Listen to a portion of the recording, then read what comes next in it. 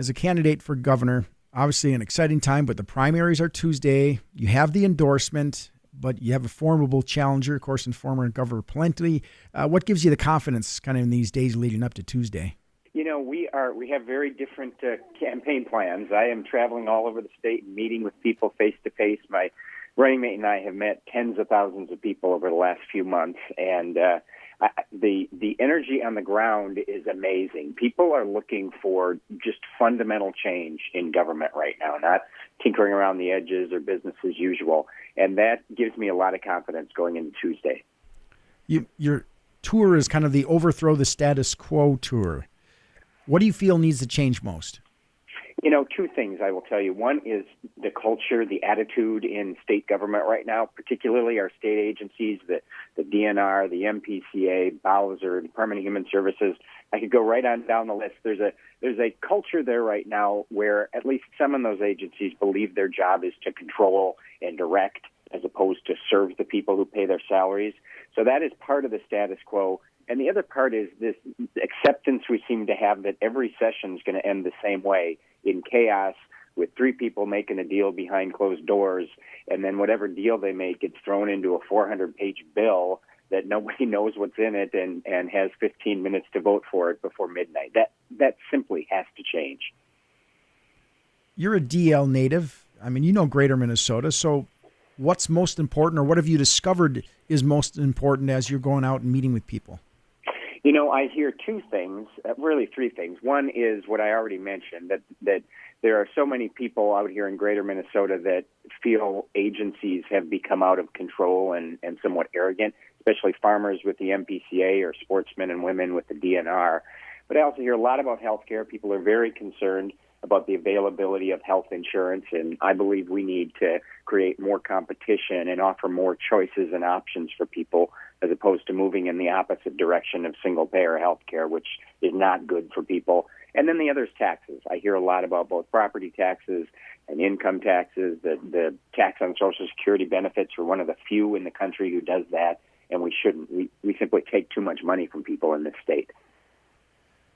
Of course, all of this is good if you're going to address these things, but the process, as you had mentioned earlier, the process is always so difficult, or at least it has been difficult to get things done according to what you're hoping to have done. This requires Senate and the legislature to agree with all this, and how do you feel working together with those bodies will be for you if you are chosen governor? Yeah, you know, that is, I don't think that's going to be a problem. There will always be politics. We're always going to have some fights. There's some things worth fighting over, I believe. But if, you know, my position is if I want to make lasting change as opposed to change that lasts for 4 or 8 years and then gets reversed, we're going to have to do it with the involvement of both parties. And that doesn't mean you compromise on your basic principles. But for me, it means when I want to get one particular thing done, I'm going to work with every Republican who agrees with me and every Democrat who agrees with me on that one issue. We can set aside the other stuff and say, hey, let's get this one thing done, whether it's tax reform or school choice or rating in the state agencies, and set aside those other differences. I'll also be a really engaged governor from the beginning of session as opposed to, you know, let the legislature mess around for 4 months and then all of a sudden get involved 2 weeks out and you have your big mess again. So the legislature is going to be seeing a lot of me from the beginning so that we get to a place at the end of session where everybody can be in agreement rather than vetoes and special sessions. I'm not sure if I'm just paying more attention these days or if there's just so much more divisive dialogue between parties, people of different parties. So if someone has a great idea, but they're a Democrat and a Republican is listening, it is a certain reaction, and vice versa. Obviously, it goes both ways. Right. How do you get past the party and back to the actual topic? You know, again, I think that comes down to leadership, and there's probably a little bit of style there, too.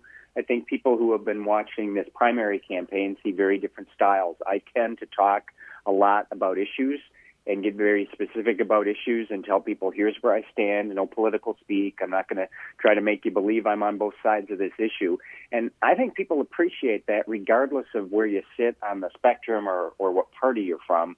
And I will add that as I'm traveling around the state and talking to people, particularly younger people, millennials, they could care less about party labels anymore. I think over time we're going to see party labels or conservative versus liberal start to somewhat disappear, and people are going to be looking much more closely at what you stand for and where you want to take the state, which I think is a positive thing. Okay, your tour takes you throughout western Minnesota today, and what do you hope to find, or what do you hope to accomplish through your tour?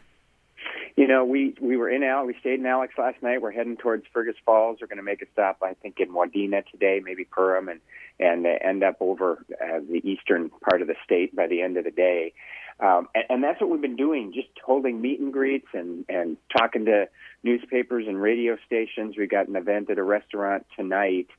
And what I hope to accomplish is just meet as many people as I can, tell them what my vision for the future is, hear what they care about and answer their questions, and hopefully pick up a bunch of votes on the way.